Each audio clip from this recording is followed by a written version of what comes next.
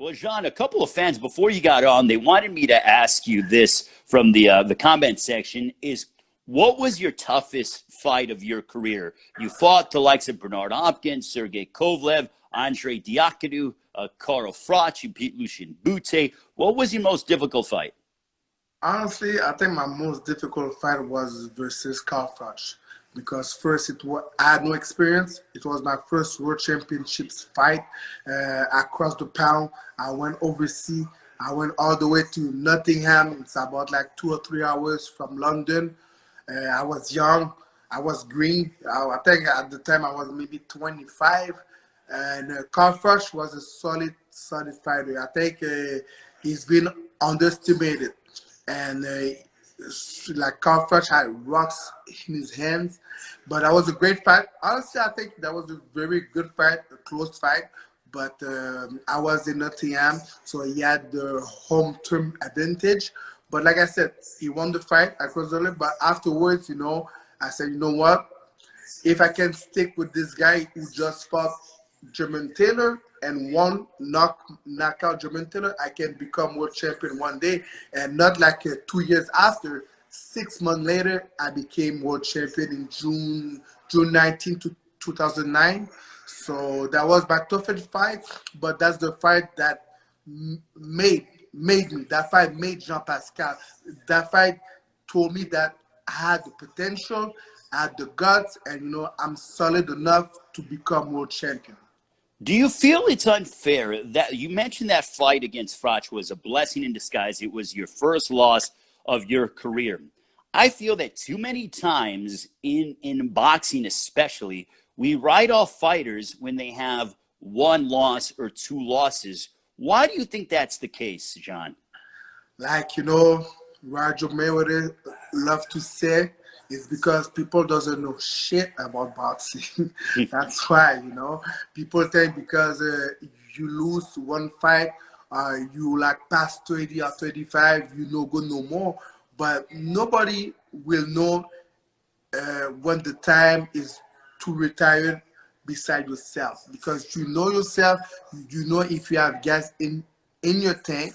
So people like to manage people from Twitter, social media, and stuff like that.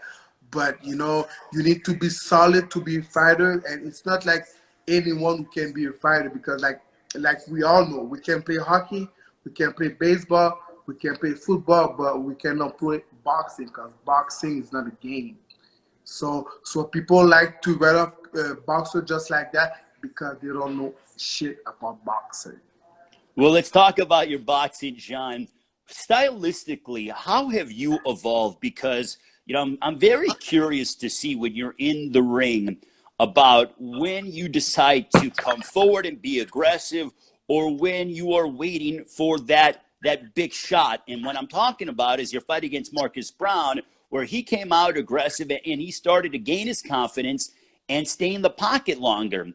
And then you caught him with a big shot, and it totally changed the complexity of the fight. How do you remain patient when someone is coming forward, being aggressive, gaining success on you, but then you wait, hold back, and then bang, totally change the complexity of the fight?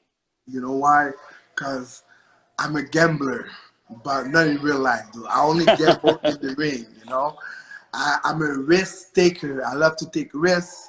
I love to gamble in the ring. So that's why I think the Loves fans love me as well, because I take risks, So I know sometimes it's risky, but I believe in myself. I believe in my skills. So that's why I can afford to take those kind of risks. It's not like any fighters can take those kind of risks.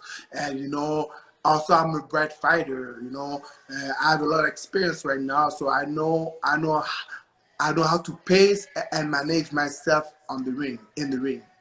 Have you ever gone back to your corner during these fights and your trainers are like, John, what are you doing? You're probably, and in your mind, you're like, guys, I got this. We're okay here. Have you ever had any experiences like that? Yeah, definitely. Like Rocky versus Drago, Rocky versus Apollo. He was staying in the ropes, taking the punches and stuff like that. He was coming back to his corner. His corner was screaming at him. He said, no, I know what I'm doing. That's exactly what I did with Sister Lucien Bute. In the last round, you know, I was taking punches, but I was trying to tire him off to try to finish stronger. So like I said, I have a lot of experience right now. I know what I'm doing. Even that I love the gamble. Everything that I do in the ring is calculated. It's calculated. So Jean, what is your thoughts on the rest of the light heavyweight division? You have, Better Biev out there, obviously. Who knows what Canelo is going to do? But you mentioned we talked about Badu Jack, Marcus Brown, Bivol. But right now, what is your consensus on the rest of the top guys at 175? But like I said, I was super happy that Canelo moved up to 175 because I think I was the perfect matchup for him to make a good fight. He went down to 168. I'm fine with that as well. But if he wants to move up again and remake history once again, I'm right here. Our style is gonna be like fireworks in the ring. For the rest of the guys of the boxer in the division, like I said, Bivol is a great fighter. He used to be my sparring partner when I fought Sergey Kovalev, and I told Freddie Roach, so I didn't know this guy. He had like at the time maybe 3 fights, 3-4 fights, and I told Freddie Roach, I don't know this Russian, but he's gonna be world champion one day. And 1 year, 2 years later, he became world champion. So and like I said, Marcus Brown is a skillful fighter, but in boxing, it's not all about skills. You need to have the heart, the guts, the chin, and also the skills. But if you only have the skills, you won't go to the top. If you go to the top, you won't stay long. Because you need to be tough to be a boxer. Like boxers, they're like soldiers. Because when you go to war, you don't know what's gonna happen, and you don't know if you're gonna come back. Boxing, the same thing. When you step into the ring, you don't know what's gonna happen, and you don't know if you're gonna come back from the fight. Well, Jean, I know that in Canada, you are, the fans love your style. They have embraced you originally from Hey, give Haiti. me 1 second, please. Yeah, no problem. Joined alongside by Jean Pascal here on Instagram Live. We are here 3 o'clock Eastern, noon Pacific time. And once again with Jean Pascal. But Jean, you are loved in Canada by the fans. You've lived there since you were a little boy, originally from Haiti. But can you tell us about the response and the love that you get? You mentioned that you feel you are the cash cow of the light heavyweight division. Is that because of, the Canadian pay-per-view revenue that, you generate when you decide to fight and step inside the ring? Yeah, definitely. Like my fans, I love all the fans across the world, but my fans, I really thank my fans in Quebec. They are the best because they've been supporting me since day one. Like even Bernard Hopkins wanted to fight in Montreal instead to fight in Philly or in Vegas because he knew like we can sort out the place. The pay-per-view is gonna be good for us, so it's more money for them. So like I said, it's a blessing in the sky for me. I'm very, very fortunate to live in the best country in the world. Sorry, guys. America is not the best country in the world. Canada is the best country in the world. You'd have to debate that, John, but we're not going to go back and forth.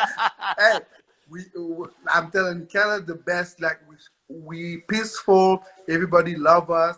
We don't go to war. So that's why I'm saying like I'm very fortunate to live in this country. I'm very fortunate to have those kind of fans. I still love all my fans around the world, but because I live in Canada, I'm the best fighter in the 21st century in my country. Like Floyd Mayweather said, TBE, but me I'm TBE in Canada.